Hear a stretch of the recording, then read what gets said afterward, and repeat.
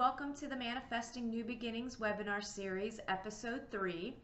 In episode 1, you worked on becoming aware of unresolved issues from your past, things you want to change in your life, and what you want to manifest for yourself. In episode 2, you learned how the laws of reciprocity and attraction work in your daily lives. The third and final episode of this series, you will learn 4 steps on how to manifest what you want in your life. The first step you will need to master in order to create your new amazing life is choice.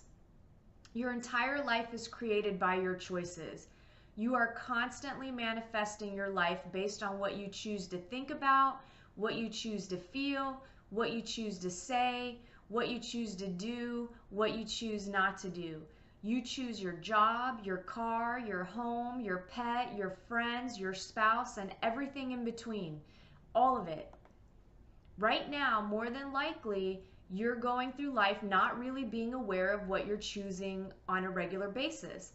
The number one choice you have to make is to become more aware of what it is you choose to think about and where you're directing your focus and energy. You must become aware of whether or not you're choosing to focus on lack and limitation or abundance. Remember, the laws of reciprocity and attraction always exist and are always giving you exactly what you direct your focus and energy on. I can't stress enough to you that this is so important. What you choose to think, what you choose to believe, and what you choose to feel is what is created. So again, what you choose to think, believe, and feel is what is created. Your thoughts serve as the seeds that these natural laws utilize to produce an abundance of whatever it might be you choose.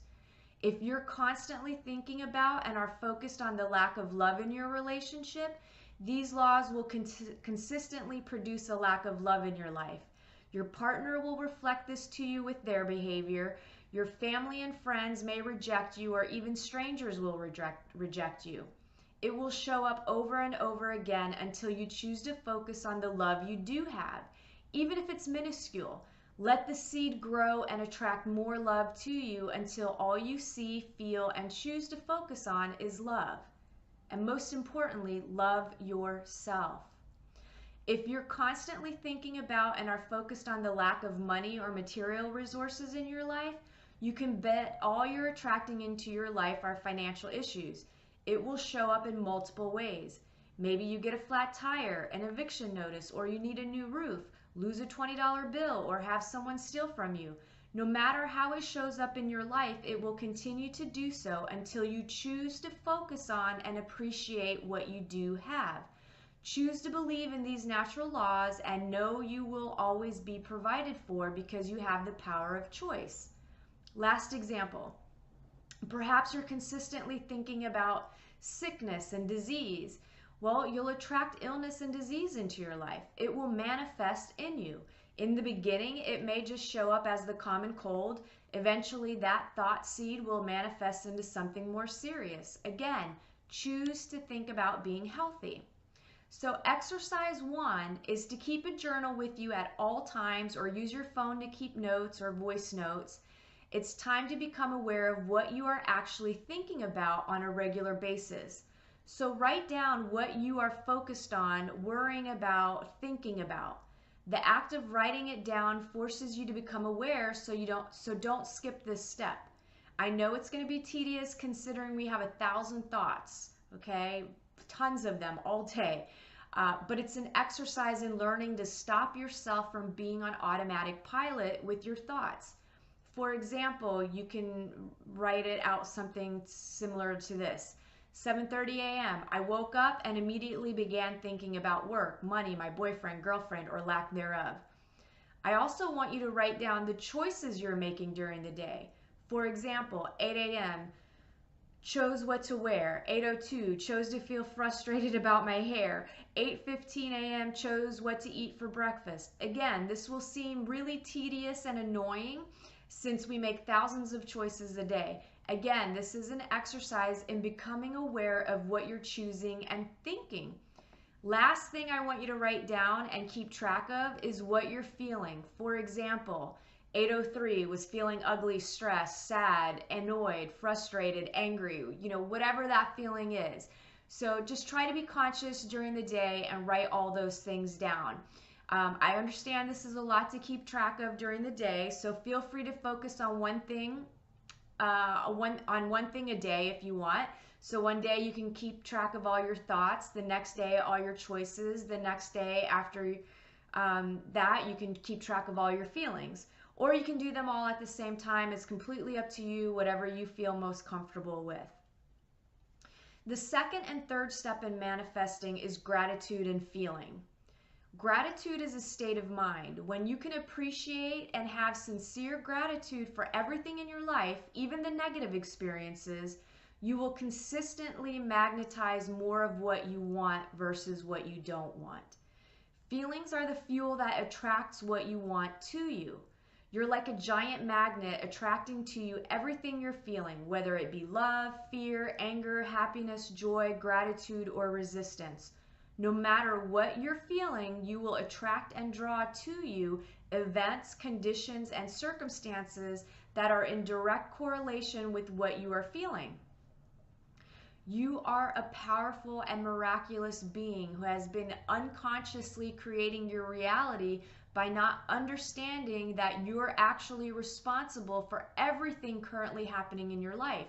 The good, the bad, the ugly. You've helped attract it into your life based on your thoughts, feelings, and actions. And most of the ones that are manifesting themselves right now, you planted a long time ago. Those are seeds you planted a while ago when you weren't as conscious and aware. So again, now imagine how amazing your life will look if you can consistently choose to think, feel, and act on only the things you want more of. And just the thought and fact of you being alive and being able to have these co-creative powers in the universe, that in itself should put you in a place of gratitude. So that could be the first experience of gratitude for you. So gratitude is important because it attracts more of the things you enjoy. When you're grateful for the love you have in your life, more love will show up. If you're grateful for the roof over your head and the food in your belly, more prosperity will show up. Let's take a look at how many of you may be accidentally attracting the wrong things into your life when you're not in a state of gratitude. When you're displeased and not feeling gratitude towards a situation or outcome by judging it, it puts you in a state of resistance and places your focus and attention on not wanting that outcome. When this happens, what are your thoughts and emotions fixated on? What you don't want. So that focus of not wanting then attracts events, situations, and circumstances of what you don't want. So I know it can be difficult to feel gratitude when your world is seemingly falling apart. However, it's vitally important that you do. Gratitude is nothing more than just acceptance of things just the way they are. It's a surrendering versus a resisting. Here's an example of resistance or ungratefulness. You've worked hard all week and decide you're going to the beach on Saturday. You wake up Saturday morning feeling excited and ready to hit the beach. You look out the window and it's raining. Your self-talk kicks in and it goes a little something like this. Oh man, my whole day's ruined. I was going to go to the beach and now I can't go out and enjoy being outdoors. My whole weekend is ruined. I was going, why do these things always have to happen to me? Why do things happen like that? I just can't catch a break. Another weekend ruined. With this example, obviously your perception is everything went wrong and the weekend's ruined. With this pattern of thought, you'll allow the weekend to be ruined and you'll certainly attract more situations, events, and circumstances to keep it a ruined weekend. Here's an example of gratitude. You've worked hard all week and decide you're going to go to the beach on Saturday. You wake up Saturday morning feeling excited and ready to hit the beach. You look out the window and it's raining badly. Your self-talk kicks in and it goes a little something like this. Oh man, I was looking forward to going to the beach. Oh well, I've got a few things I need to get done around here at home. On the plus side, I won't have to water the grass for a few days and I'll save a couple bucks on my water bill.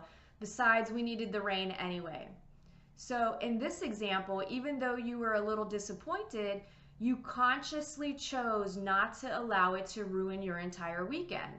No resistance and no allowing undesired emotions, let me restate that.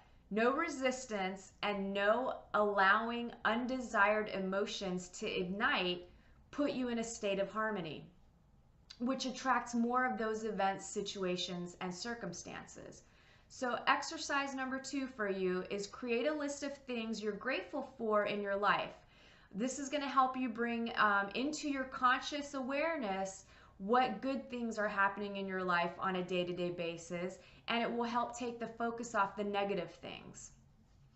So, do that at your own pace. I would say do this for a little, every day for at least a solid 5 days, just so you can get into the habit of it. Again, it's going to help rewire your brain and how we choose to focus on things. The 4th step in manifesting is action.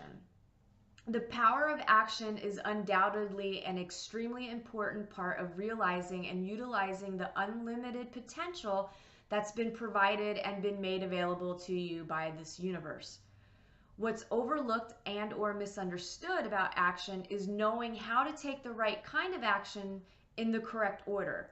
That often limits the kind of quality of desirable outcome, regardless of the intensity or duration of action that you may blindly follow. So the actions that are necessary, which will empower you to achieve and experience a life of abundance, happiness, and limitless blessings, are well within your grasp to comprehend and initiate, and will have a profoundly positive impact if you choose to consistently utilize them. It's all about consistency. So some false teachings about what action looks like in order to have a life of fulfillment, joy, and abundance. This is basically what the societal norms or the, whatever we grew up with, the thought pattern is, in order to be abundant and successful, you have to work more hours. You have to work longer and harder. You have to sacrifice to do more. And in order to gain more, you have to go further into debt. You have to go to church every, Sunday, every Tuesday, or whatever. Or, you either have to forgo all things and become like a monk in the Himalayan mountains or something. So, none of those are true. Take a look at it like this. If hard work alone truly were the answer to achieving success, why is it that the majority of our world fails to achieve it and only a very small minority are able to enjoy and benefit from it? The majority in our world work hard most of their lives only to find that the action taken, what they were led to believe to be true with respect to doing whatever it takes, from merely a physical doingness perspective in the majority of the cases, only leads to living out the golden years in lack and struggle. Now, what about the small percentage who do achieve lives of harmony, fulfillment, and plenty? What's the difference between them and those that seem to struggle through life? The common belief is that they're just lucky, or they were in the right place at the right time, or, they have superior education, or whatever other excuse you can come up with.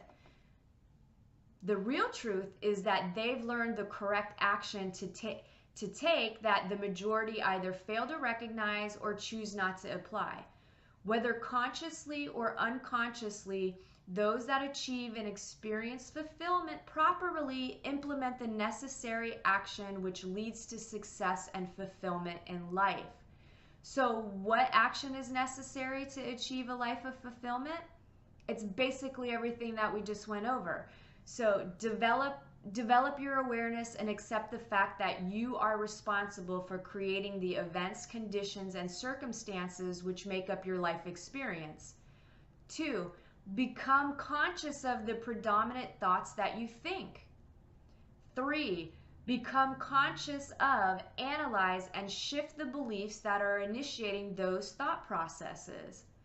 4, consistently and consciously focus on the desired outcome rather than what you don't want. It's by changing these existing self-limiting beliefs and beginning to utilize age-old proven methods such as meditation, positive affirmations, creative visualizations, just the power of self-realization. You know, go online. You can Google all sorts of stuff about manifestation. Everybody has a different version of, you know, sharing the concept. So find something that gives you more information and resonates with you to give you another leg up. So again, all of these things, if you choose to do these steps, you will begin to attract the people, conditions, and circumstances pointing you to the correct physical action that will enable you to create and begin experiencing those things that you most desire. It's when you learn to become consciously aware of the minute-by-minute thoughts that you think and learn to release and eliminate the negative and limiting emotions that you experience as a result of those thoughts. That is where the big miracle producing power comes available to you. So again, it's just become aware of what you're thinking, purge those negative thoughts. They don't help you. Okay, sometimes they're going to come up, no big deal. Just move on, don't dwell. So to recap what we've learned, what action steps must be taken to attract the big outcomes that will allow you to live a life of joy, fulfillment, inner peace, abundance, and happiness? 1,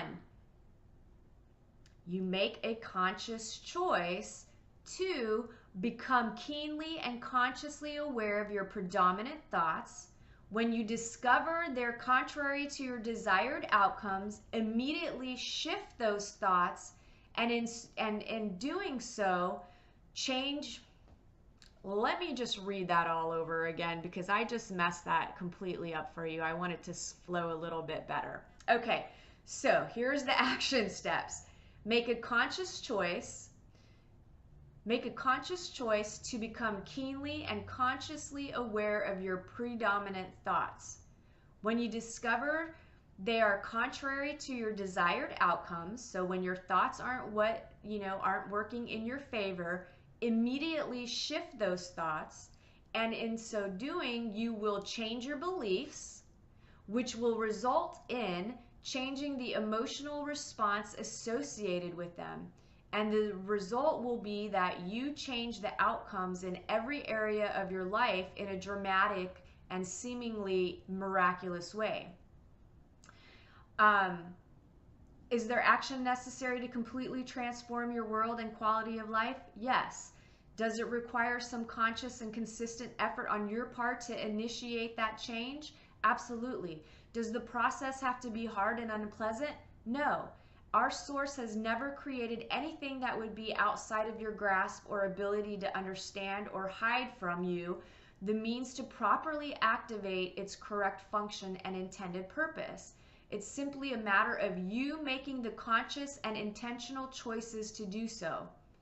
You only need to be willing to ask for the guidance to show you the way, delve into and apply the resources and techniques that are made available to you, knock and be willing and ready to open the doors that will be shown to you as a result.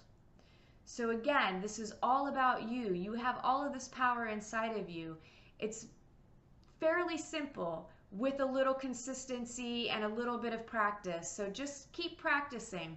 Before we close out the last episode, I'd like to energetically remove or loosen any blocks of resistance.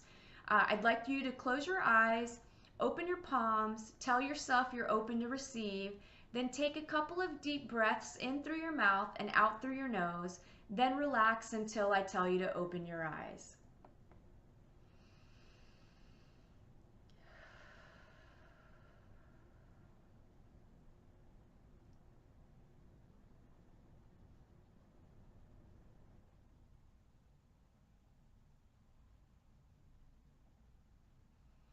All right, go ahead and open your eyes.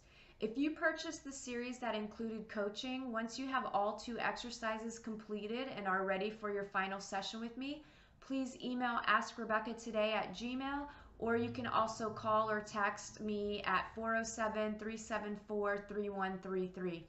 I hope you found this video series helpful, and I'm sending you guys lots and lots of love your way in harnessing your powers of manifestation. And if you need me, you know how to reach me. Thanks again.